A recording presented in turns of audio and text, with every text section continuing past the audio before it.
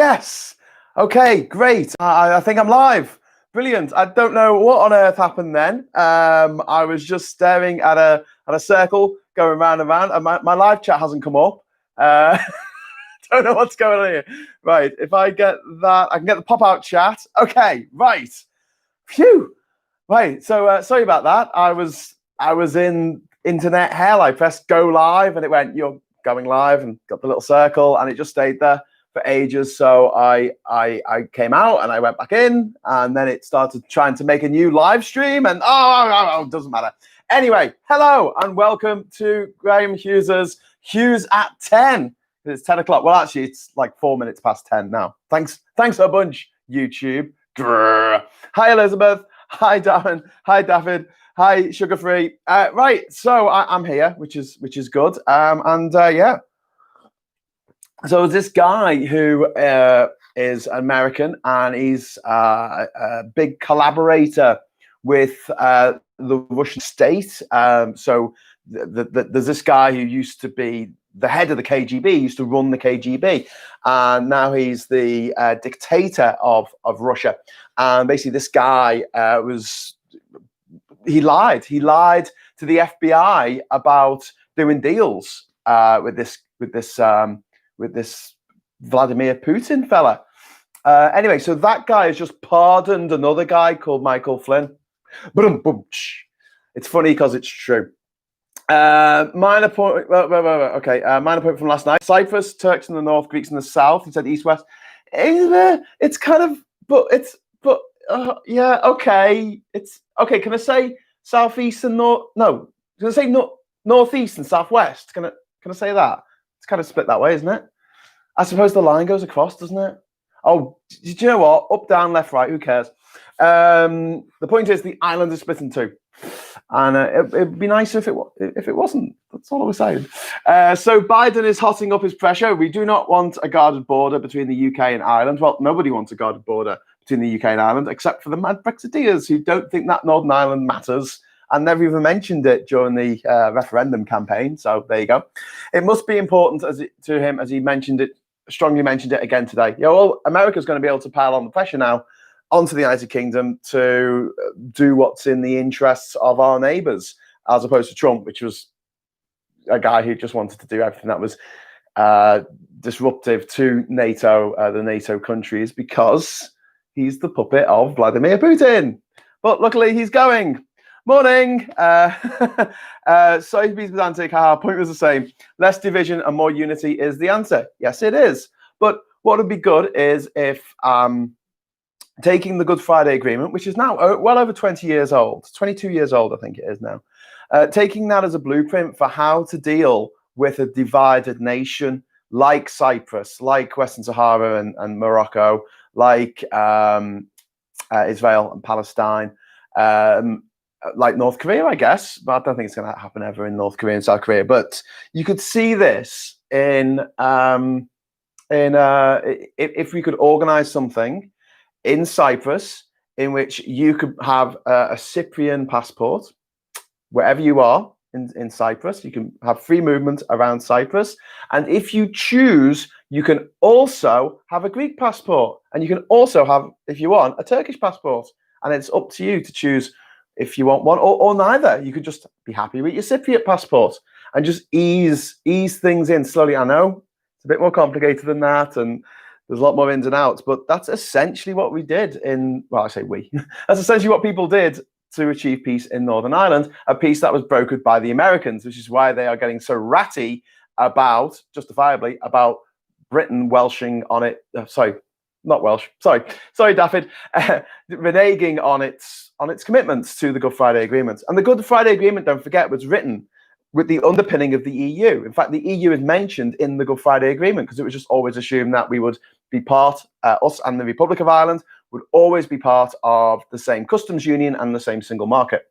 That went without saying, which meant that the need for a border was just only there for people, I guess, to make sure no wrong uns were leaving or coming in to the UK that way. But since the 1920s, the Republic of Ireland, as far as I'm aware, has had a free common travel area with Britain. So don't know where that comes from. The idea of having a border there is just putting it back. It just gives a target for people who do not want them there. Let's put it that way. And to put people in harm's way is disgraceful. And what's also disgraceful is that Rishi Sunak stood up today and he went, yeah, so basically we've got the highest death rate of COVID in Europe. Oh, we didn't mention that. He said, and basically we're going to have to borrow something like £400 billion, which is more than any other country, I think, in the world, I think. And there's going to be something like 7 million people unemployed. It's going to go crazy.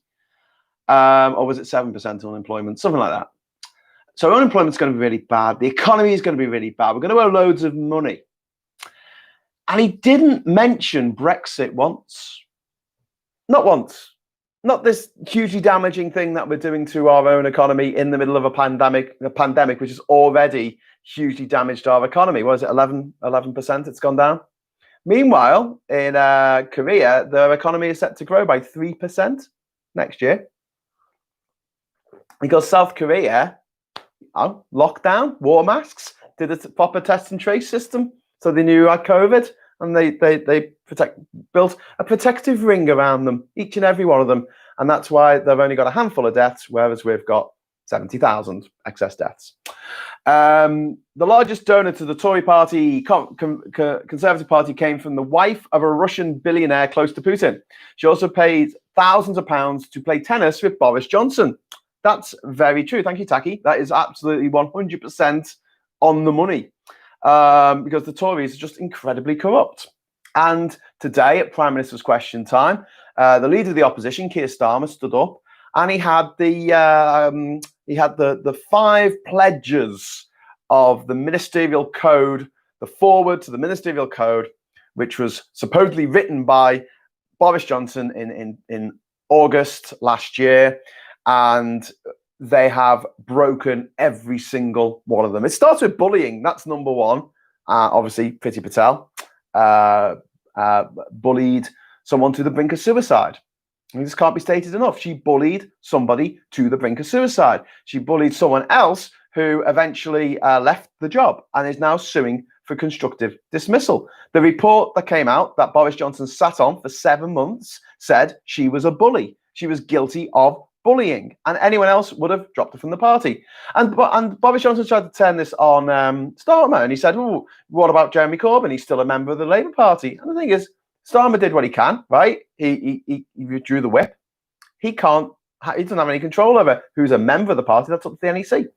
But hopefully, in January, when they have independent complaints procedure, which is independent of the party, then we might see some progress on that front. Marilena says it won't happen in Cyprus either. I'm here. People didn't forget how they became refugees in their own country in 1974.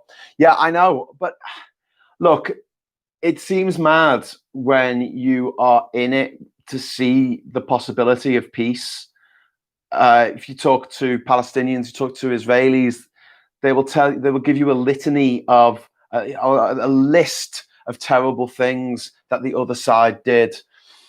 But it only takes a few people, a few men and women, to actually pursue that peace, and it can happen. And we've seen that all over the world. We've seen that in Northern Ireland. We saw it in South Africa, where after years, decades, centuries of oppression, Black South Africans were finally allowed to be citizens of their own damn country and have a say in the running of that country.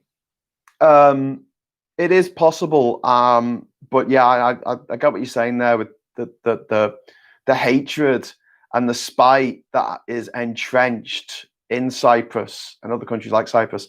It does seem like peace is something that could never ever happen, but what it takes is people sitting down and having a dialogue. And I don't think for a moment it'll be easy, but we should be pushing for that dialogue every single day until it happens. And then once it happens, we should be pushing for peace, because living in a divided nation, whether it is Korea or Cyprus or Israel, Palestine. It's not the way. It's not the course of history. I think there's an argument where you've got a country that's kind of like an artificial country, like Sudan or Nigeria or Cote d'Ivoire. And I don't mean artificial as in they don't exist. I'm saying artificial as in the borders were drawn by people who never went to those countries, who were not from those countries, who were not born in those countries. And they were born with divide and rule in mind, as were the borders of India, Pakistan, Bangladesh, Kashmir. They were drawn with divide and conquer in mind, divide and rule in mind. And you look now at the way Nigeria, it really is a country that is split in two, all but a border. You have a very Muslim north and a very Christian south. Sudan, when it was one country, had a very Muslim north and a more of a Christian or animist south. And these divisions, they could have, those countries could have been good neighbors, but I think that's different from a country in which has that sort of historical tie to being one nation. And it's really sad. Cyprus was only independent for only a few years. It wasn't independent for very long before it all kicked off. Anyway, sorry, I'm supposed to be talking about the budget. I keep going off on one. An estimated 14.3 million people live in poverty in the UK. 8.3 million are working age adults, 4.6 million are children, and 1.3 million are of pension age. Around 22% of people are in poverty. That's shocking. It's absolutely shocking. There was the UN special report 2 years ago, which concluded that so many people live in poverty in the United Kingdom. And it was a disgrace, an absolute disgrace. And now, not only the Conservatives saying, "Oh, we've given free school dinners to children over Christmas," after everyone's shamed you into doing it, you didn't do it willingly, mate. They're also decreasing the overseas aid budget from 0.7% to 0.5%, which in real terms is a reduction of about 20 million, I think, £20 million.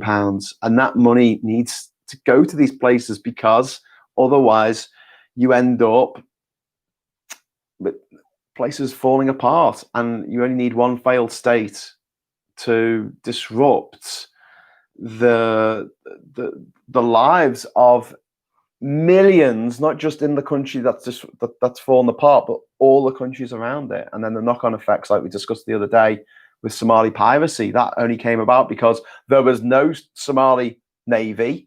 So when Chinese fishermen turned up and took all the fish from the shallows around Somalia in big, massive trawlers, there was no one to stop them. There was no Coast Guard. There was no navy. Nothing, because the country fallen apart. That led to piracy. Piracy led to everything becoming more expensive to ship around the world if they were going through the Suez Canal. Tom Monk saying that vaccine can't come soon enough. Yeah, I agree with you. Sunak's figures were based on the UK getting a deal. That's interesting. He didn't mention it. He didn't say, if we get a good deal with the EU, or our deal at the moment. The BBC reporter never mentioned Brexit either. Same in Vietnam. Some guys, yeah. Wally Waldo says schools have had to use their budgets for the year to deal with COVID. The government hasn't given them additional funding. I mean, we knocked Tony Blair, and obviously Iraq will always loom over his legacy. But he did say education, and there were tangible, actual differences in the school I left in 1997 to the school that I visited 10 years later. Same school, but the difference was massive. They obviously had a huge cash injection, whereas before they were just making ends meet, just getting by, just about managing. Sunak's or Project Fear. Yeah, that's true. Sugar Eye saying that. Chubai says, the Chancellor of Brexiteer, so why is he saying we will thrive after being unleashed? It's like he doesn't believe enough. Yeah, yeah, absolutely. The Good Friday Agreement is one of the great things Bill Clinton did as president. I was amazed at how he is revered in Dublin. Also Biden was involved in it, and the Americans really did push for peace there. And it goes to show that where there's a will, there's a way. There always is. There's always a way. Mamalena says, there is no dialogue as long as Erdogan is a sultan and takes decisions for the north of Cyprus. Yeah, I absolutely agree. That's fair enough. I think there's no, I don't know, actually, thinking about it, Erdogan won't live forever. And hopefully he won't be president forever either. But he is an absolute menace to peace and stability in the region. And yeah, that, again, with populist leaders anywhere in the world, whether it's in Turkey or America or here or in Brazil, it's a nightmare because of the knock-on effects that people aren't really considering or talking about. Johan saying, how many border crossings does Ireland have? Sweden, Norway has about 40, and that's a long border. Ireland has about 200, I think. Ireland's got an insane number of border crossings because historically it was never two countries. It was never divided by a river or a mountain range or something that normally divides countries between each other. It was six of the 9 provinces of that made up the historical province of Ulster, and so it wasn't even a segment all of its own. It was a bit of part of Ireland. So there's so many roads, so many paths. The border runs through farmers' fields. You'll have a field, and half the sheep will be in Northern Ireland and half the sheep will be in the Republic of Ireland. It didn't matter, especially after 1997, 1998, sorry, once the checkpoint started getting taken down, it really didn't matter. And the days of there being a border, then people nipping over the border to buy some eggs or some milk because the VAT was cheaper on one side or the other, it's to go back to those days. It's like, what are you thinking? Taki says 1.56 million cases from COVID-19 and 56,533 deaths from COVID-19 in the UK, all due to the failure of the Tories to coordinate the response to the virus. Yeah, and this cannot be said enough. It cannot be stressed enough. They're happy to compare themselves to other countries when they come top of something or they do well in something, but when actually you're looking at countries like Vietnam and Thailand and South Korea and Singapore, who have done remarkably well, hundreds of times better than us in terms of the number of people who have died.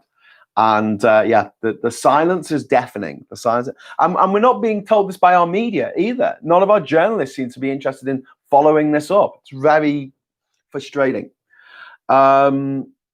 Magdalena says, and the North had elections like a month ago and they chose the extremist one. Yeah. And that's another thing. Populism, it is a bit of a domino effect. If populists do well in one country, it tends to knock on to other places as well. Ireland has roughly 350 border crossings with the UK. Oh my God, that's a Paul Hunt. Wow. Yeah, so quite a few then to patrol. I would argue religion is a net detriment to the planet. That's from Tom Monk. We were talking about this a little bit yesterday, weren't we, about religion? I'm not ignorant when it comes to religion, and I do appreciate that it does become a big thing in people's lives. And it does seem like if you take that away from people, it leaves a vacuum, and that vacuum can be filled with something much, much worse. So is it a necessary evil, if you want to call it that? Or is it even an evil if people want to believe something and they're not harming anything and anyone, and that their actual belief is that they shouldn't harm anyone? Then that's good. The problem arises, of course, where people take that religion and twist it into something that it's not, and say, actually, no, you might think this is a religion of peace, but actually it's all about killing as many people as humanly possible. And that's where everything falls apart. I don't know. I think I've become a bit more mellow in my attitude towards religion in my old age. If you asked me 20 years ago, I'd be like, let's ban it. Let's ban it. Although I'll tell you what, we should definitely ban in this country: religious schools. I mean, religious state schools. Nearly most junior schools in the UK are based on religion, either C of E or Catholic. There are some Sikh, Jewish, Muslim schools as well. And I just find this abhorrent, because what happens is one school in the catchment area will be seen as the good school, and parents who want to get their kids into the good school are going to church. Atheists are going to church to get their kid in the good school, in the same way that atheists go to church so they can get married in that church. And what a ridiculous system, because the kid's got no choice of what their religion is. And if you said in any other walk of life, imagine going in for a job interview, and you come in and you show your CV, and they're like, oh, this is very good, this is really interesting, you're very experienced, you're very qualified for this. Now, can I just ask you, what religion are you? And you're like, I'm a Catholic. And they're like, oh, sorry, this is a C of E business. Fuck off. Do you know what I mean? It'd be like, how could you allow this to happen in our society in 2020?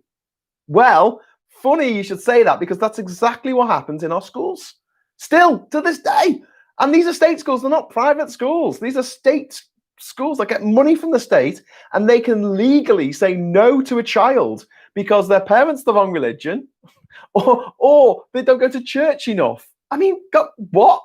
What's that got to do with the children? Anyway, so yeah, I would do that. I would also I'll put some pressure on the Church of England to sell some of its properties, because there's a lot of churches out there which are beautiful old buildings, and they are falling into disrepair because the Church of England either doesn't have enough money or doesn't have enough willpower to actually do something about them. I know a lot of the roofs need fixing, and I think that for the public good, we have a situation in which there are thousands of people sleeping rough every night. Open the churches. That's all I'm saying. Open the churches, and then we'll give you the money for the roofs, and then you get a roof, and wake everyone up on Sunday morning, have a service. I don't know, but it seems like we've got a lot of space under that can be somewhere where people can stay, and we're not using it to its maximum potential. Just saying. It's what Jesus would do, probably. Someone's going to say now, it wasn't Jesus. His actual name was Joshua. Very good. So talking about the crossings there, pay fees to the public sector unless you have an MP after your name. That's leadership. So MPs have been given a pay rise, but everyone else in the public sector, everyone else is being paid by the public purse, apart from nurses and doctors. They're seeing their pay frozen. Stephen says, I don't think the average Brit realises how divided Northern Ireland is. Just walk through places like Omagh, Bestbrook, etc., with the metal bars and the school windows designed to stop Molotov cocktails.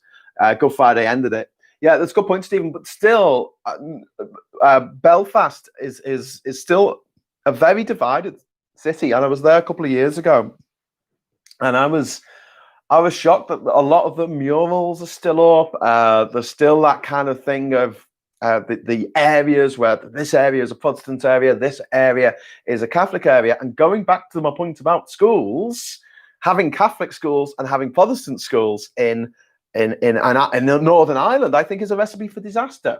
Because, and this is why travel is so enlightening, and don't they say it, was it Mark Twain said it was fatal to bigotry and prejudice or something? Travel was fatal to it, because you end up making friends, and you end up making friends all over the world. And it's very hard to be prejudiced against someone of a particular race when you're friends with them. And therefore, by extension, it's hard to say if you are really friends with someone, not someone who goes, I've got a lot of friends who are black, but, and then says something horrifically racist. But actually, if you do have friends from Africa who live in Africa, or people from your own country, from different racial backgrounds, different religions, etc. It's very hard to be prejudiced against everyone from that background, as a lot of people are in this country.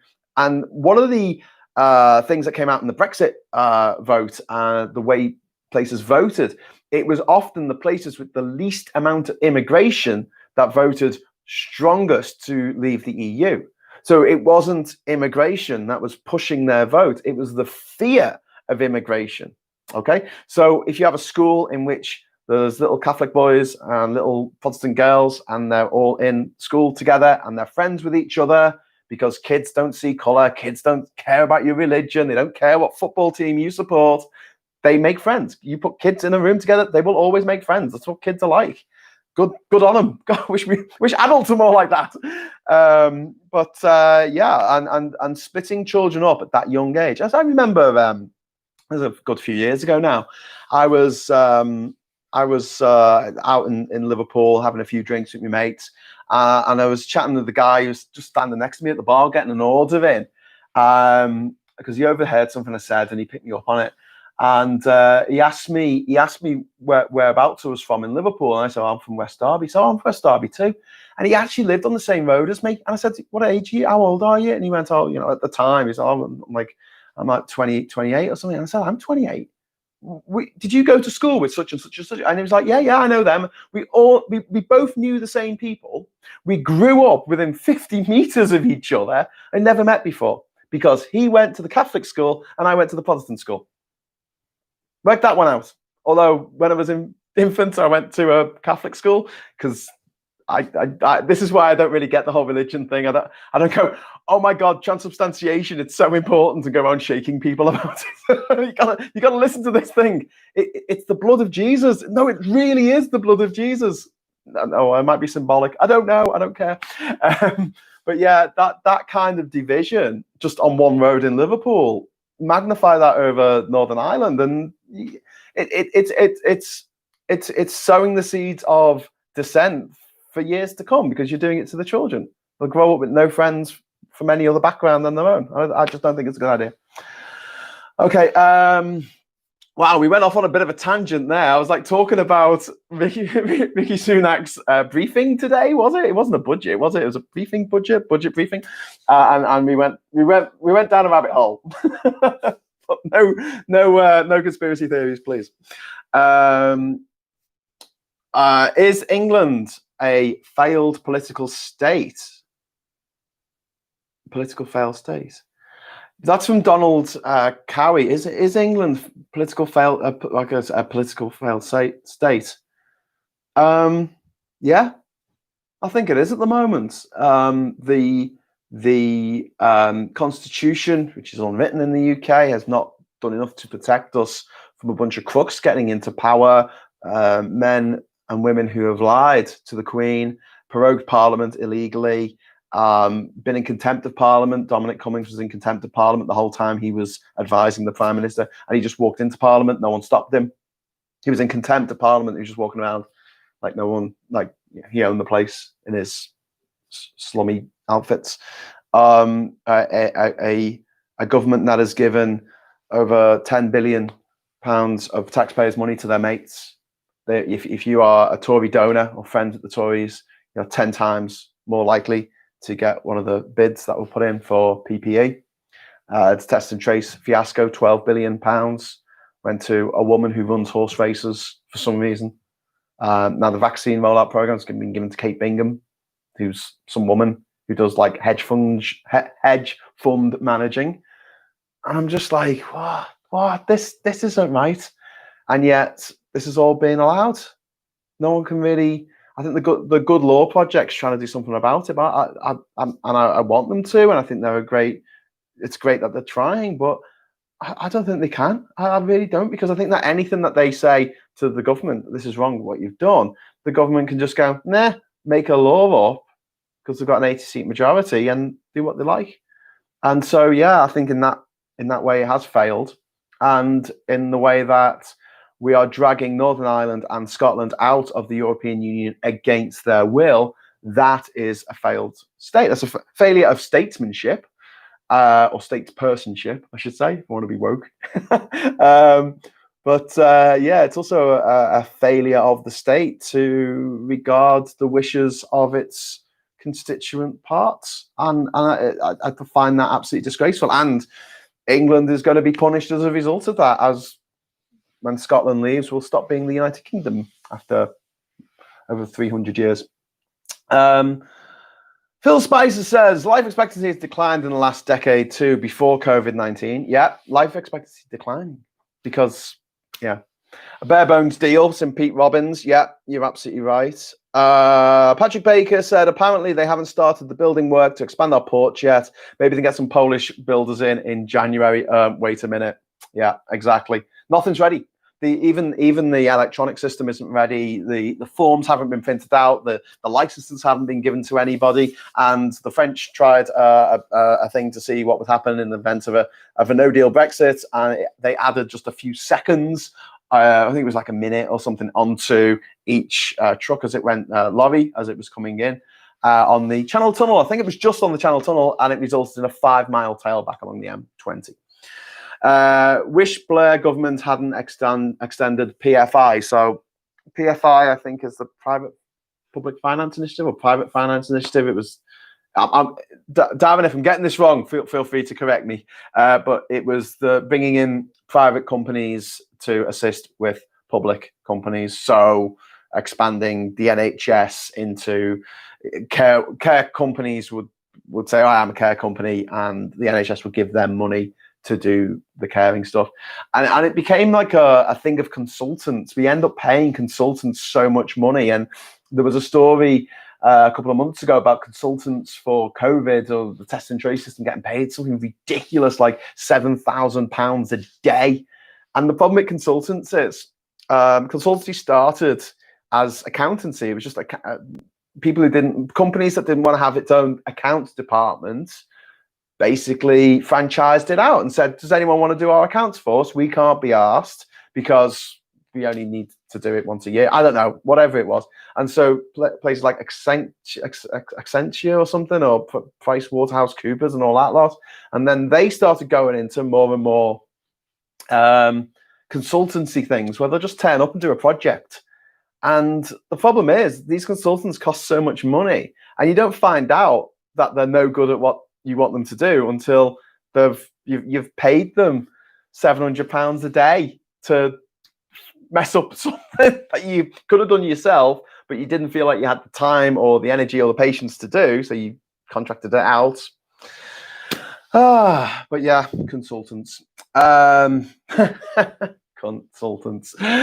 Can we even get a deal ratified in the EU 27 in the time remaining? Thomas, no, I don't think we can. I think the only thing remaining for us to do is to ask for an implementation period, which would be 6 months or a year in which nothing would change. Darren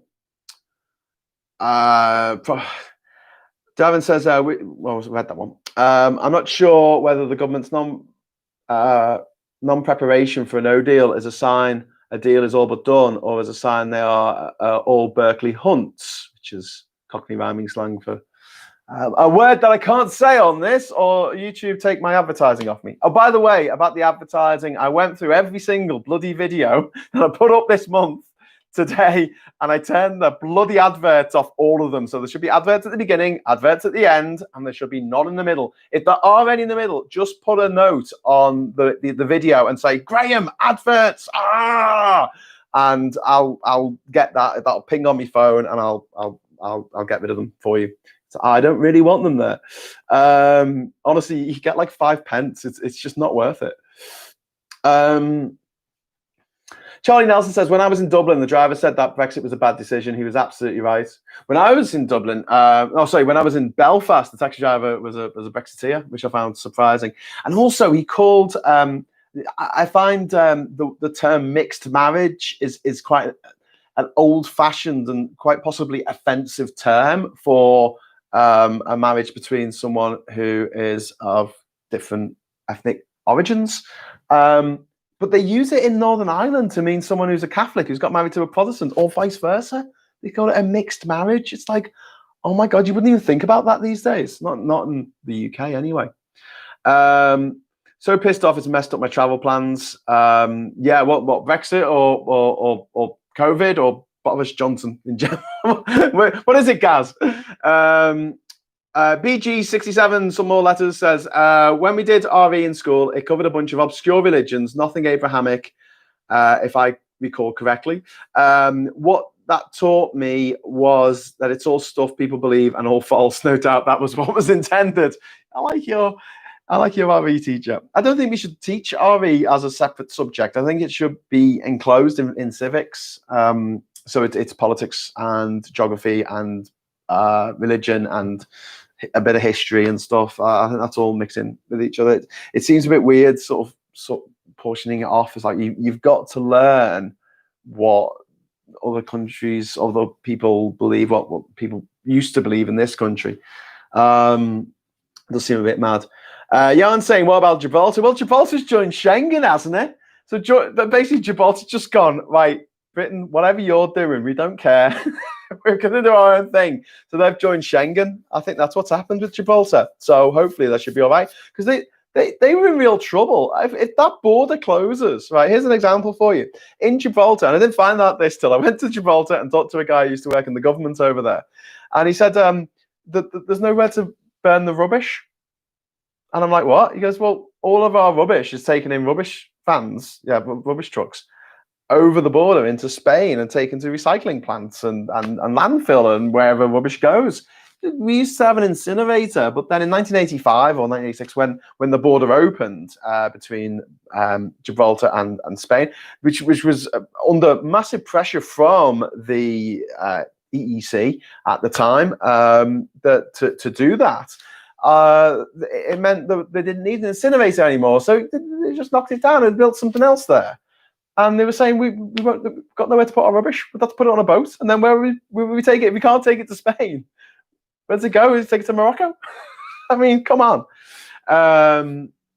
Wow, is England or the US failed political states? It's a complicated topic. It depends on how you define failure. They have lasted. The US has been suffering under minority rule. Yeah, Tom, you got a good point there, but I think that the US has weathered this storm better in the end, because Trump is going, and the worry that many of us had, and I'm sure you had as well, about trouble on the street, people rioting because Trump wasn't leader and that descending into civil war, that didn't happen. And the Constitution was just enough to just get it over the line and make sure that enough states ratified, certified the results. Now that Trump has really not got a leg to stand on. And he's admitted as much. He said, oh, we're doing the transition. I've still won. We're doing the transition. I've definitely won, but I'm just giving my job to somebody else, even though I won. Yeah, right.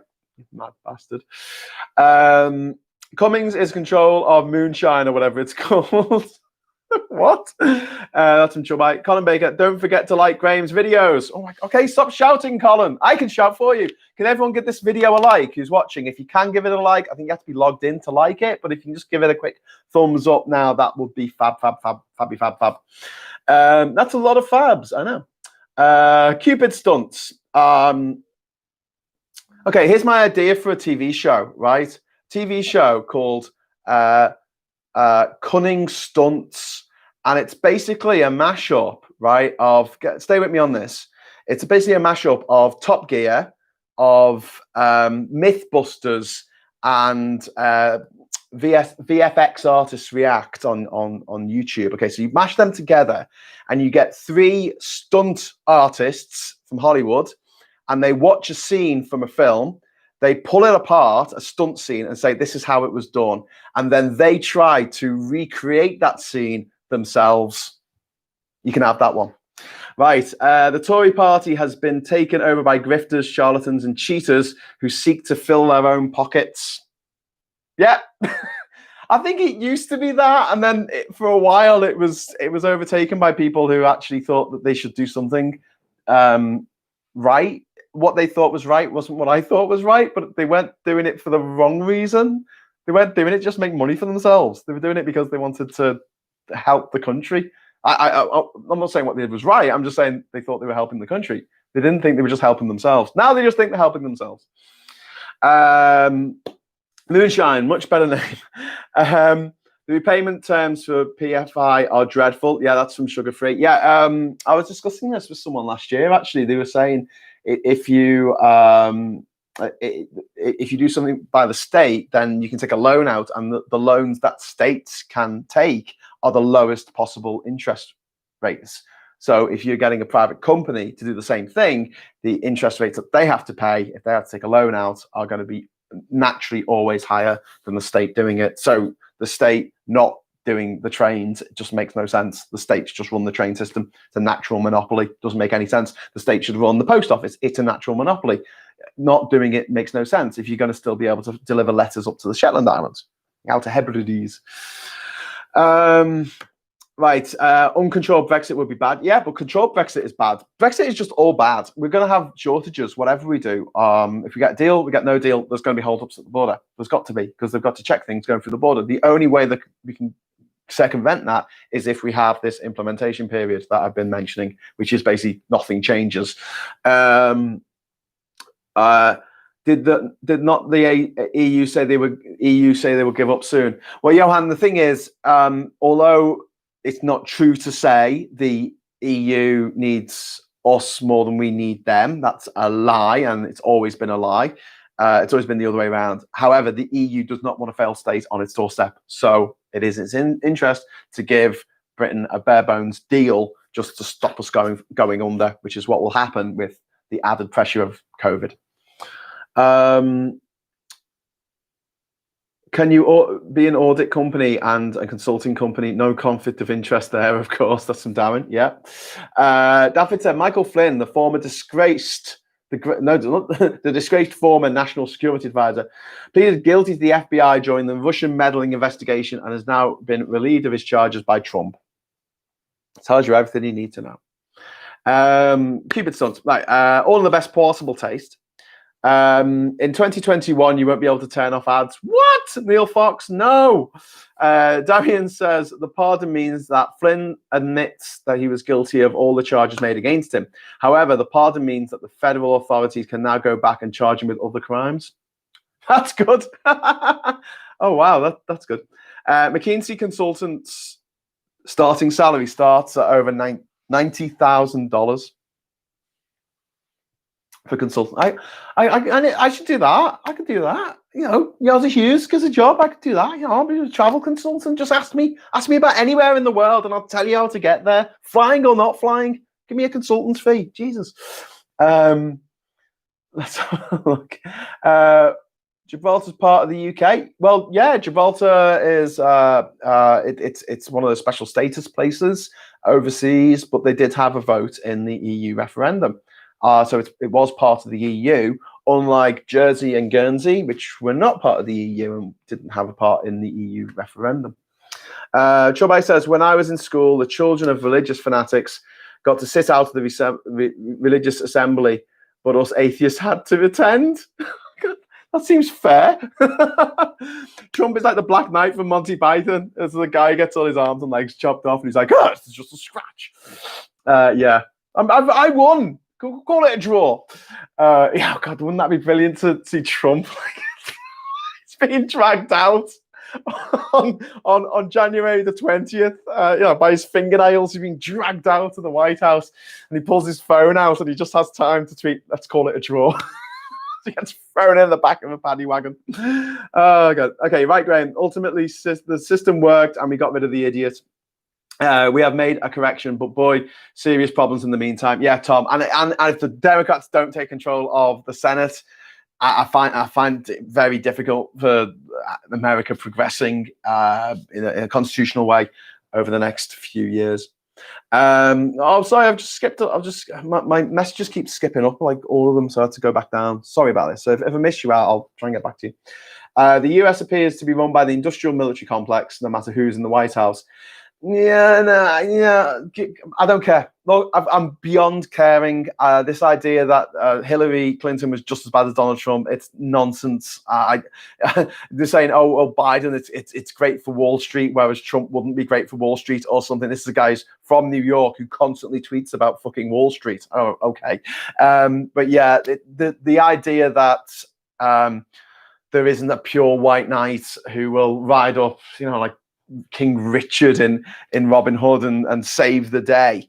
It's not going to happen. I mean, not all politicians have vested interests. They all have to varying degrees, but the damage that Trump was doing wasn't limited to America. It was worldwide, and his failure to lead on COVID and his failure to lead on the in global climate change has led to thousands, hundreds of thousands of people dying around the world. America should have led the world, and it didn't, because it had a weak, ineffective, idiotic, narcissistic leader who was more interested in playing golf than saving lives, even of his own people.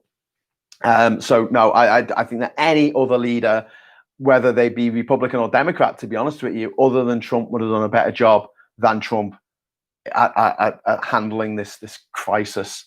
Even to this day, he's doing fuck all about it. He's still going off playing golf and saying, "Oh, it's nothing to worry about."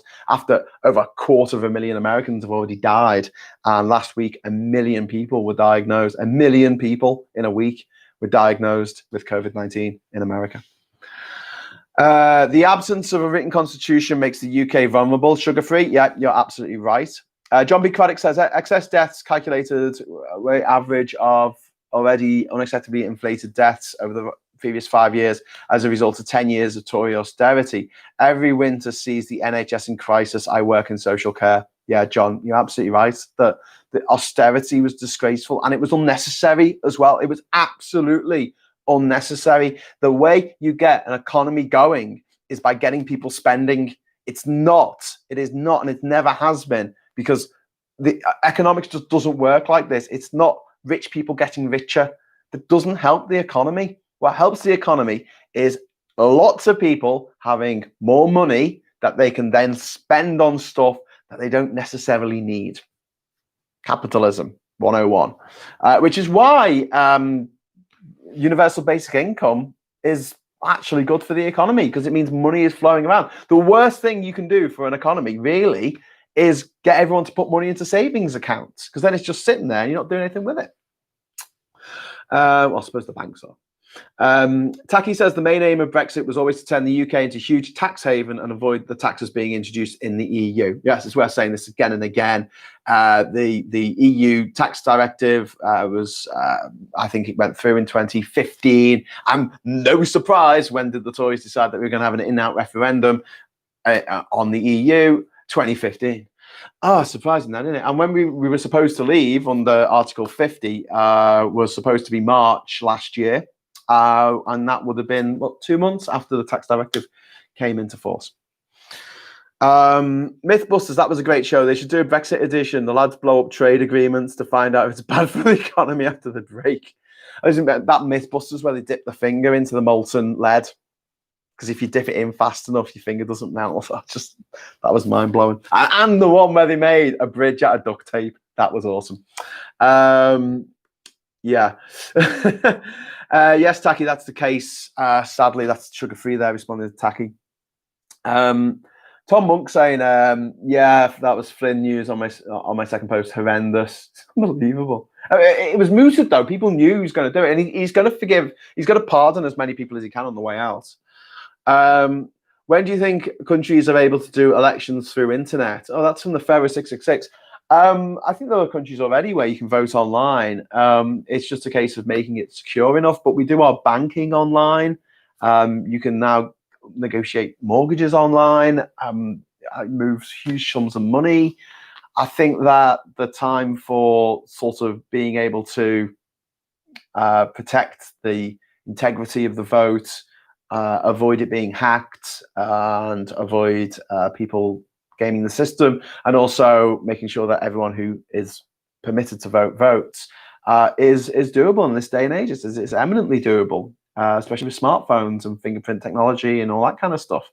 We all our taxes are done online these days, so I don't see how it can't be done. And it might be good that we have. I'd like to see more regional democracy.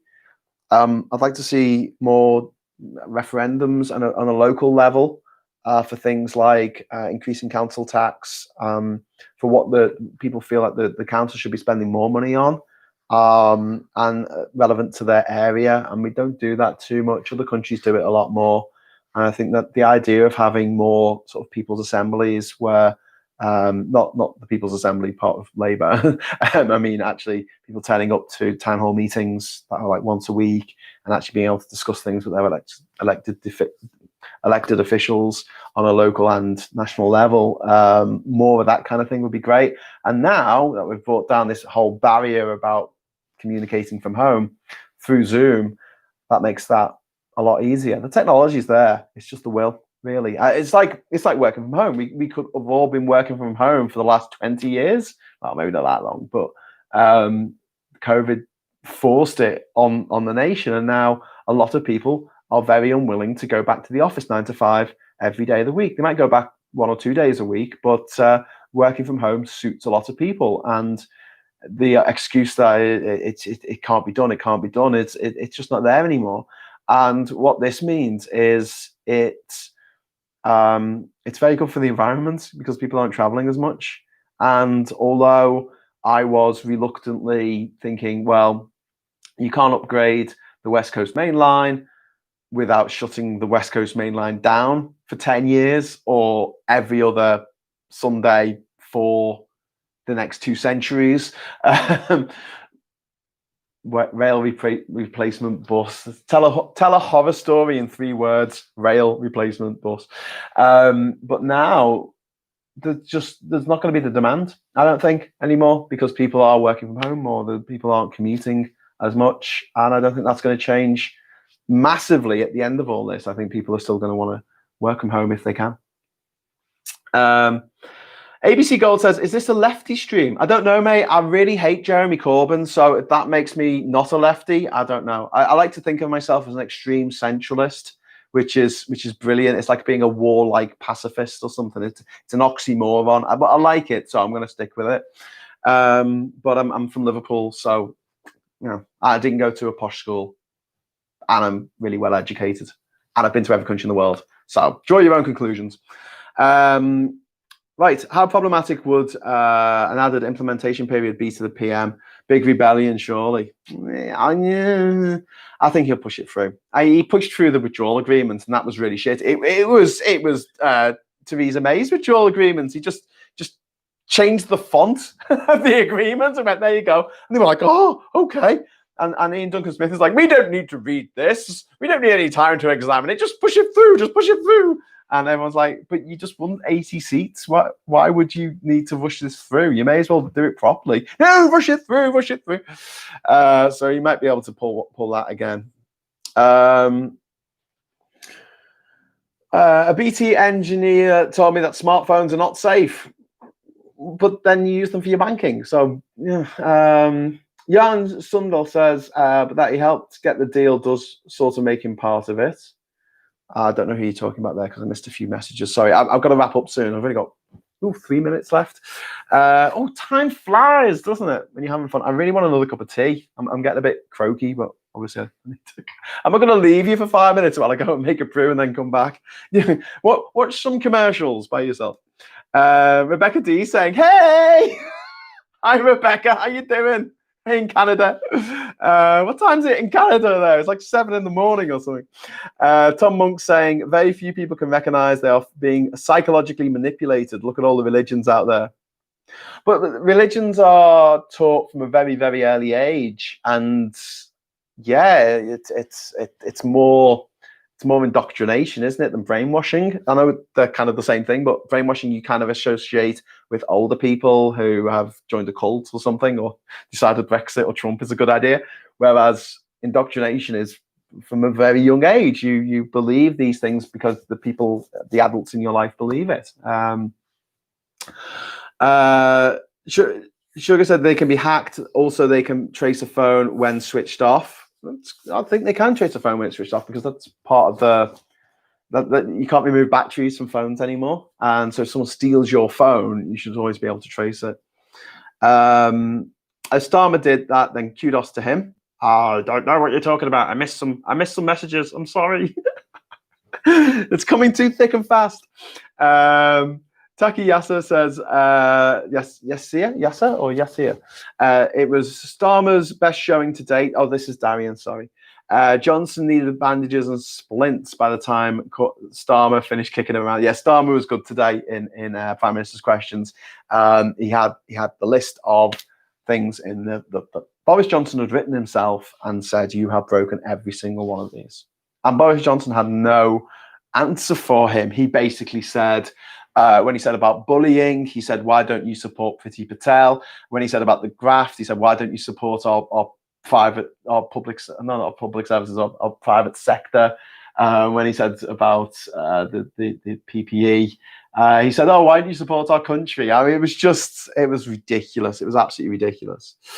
Johan Sundell saying, thanks, how can I get you a beer? Well, if you pop over to my Patreon account, you can make a one-off payment for any amount that you think I'm worth. If anyone wants to pop over there now at the end of this and just throw some money in the pot, that would be brilliant. And I will spend it on beer if you want me to. I'd rather spend it on building this platform so that in December, when these end, I can move to a daytime schedule, 1 p.m.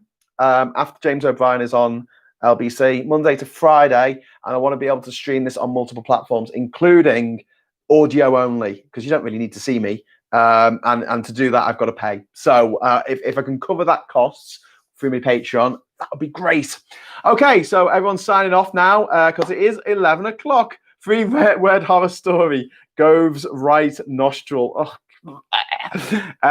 Tom Monk saying Trump's concession means nothing. He's done. Yeah. So ta-ta for now, Chris Nelson. Plumbed off. Sleep well all. And yeah, so until tomorrow, bright and early, 10 p.m., 2200 GMT, I'm signing off. And until then, hello, good evening, welcome, and goodbye.